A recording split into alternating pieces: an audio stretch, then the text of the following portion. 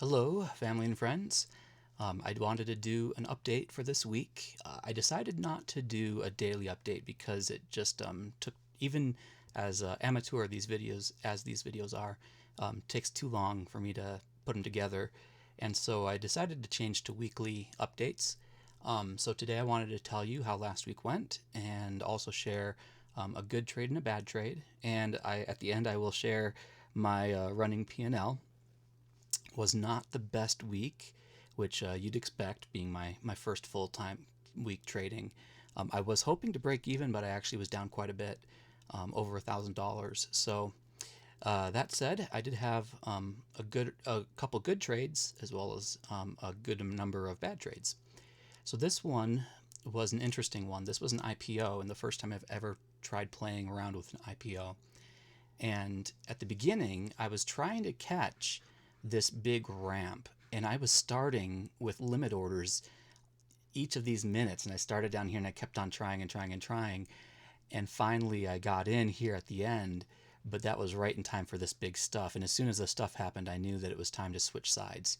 And so then I went long, or excuse me, short. And that actually worked out pretty well. The problem I had here is that I overtraded. I was worried about volatility. As soon as I saw that I was winning, I locked in the wins. What I should have done is done a small position to start and then start sizing in as the trade worked for me, and then started covering my gains and getting out as things went well. So I did play the backside of the trade very well. I mean, other than over trading, but unfortunately, I definitely have some things to learn about this as well. So this is the P&L for that trade. I started off poorly because I was trying to follow, trying to chase, and then once I joined the trend, I started making money. Next trade is an example of one of my bad ones, and this one I'm just embarrassed by.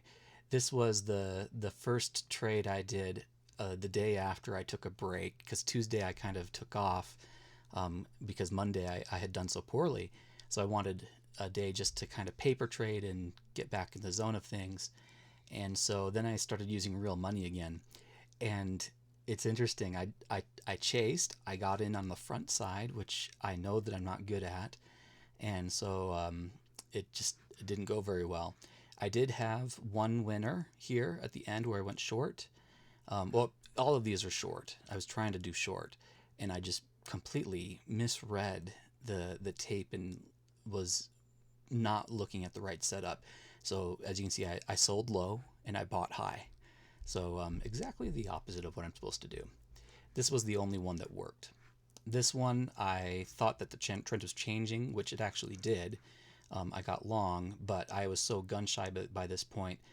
As soon as it turned against me, I was afraid it was going to keep on going down. So as soon as I got the next uptick, I sold out, even though that trend would have worked for me. So this is the P&L for this one, and similar to the last one, just last one was up 200, this was down 200. So this week I want to make some changes. The most important one for me, I think, is be patient. I'm taking too many trades. I'm trying to force things. I need to just wait for a really good setup instead of something that I think is a setup, and don't try and be a hero. Don't try and get on the front side and make the big money. Just wait for other people to find the top and the bottom and then join the trend. And I'm going to use multiple time frames for setups as well. And if I am in danger of overtrading because I'm bored or something, then I will go ahead and do it, but I'll just do it with a fake account so that I can still keep learning from the price action and paper trade. So, as promised, here's the personal stuff.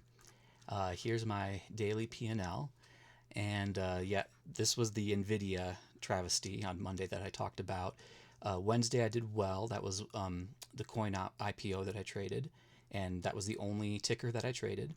And then Thursday and Friday were mixed. Friday was poor, just because of what I just explained, just over trading and continuing to be emotional. So I'm still going to use small positions because I think the emotions are the biggest thing I need to figure out, and to stop getting afraid of missing out or afraid of things not working out, just letting the trade work for me. So well on my way to the end of this experiment. I'm a quarter of the way through my maximum loss, so we'll see what happens this coming week. Anyway, I hope that you're doing very well, and thank you very much for watching this far, and have a great week. I will update you guys again next week.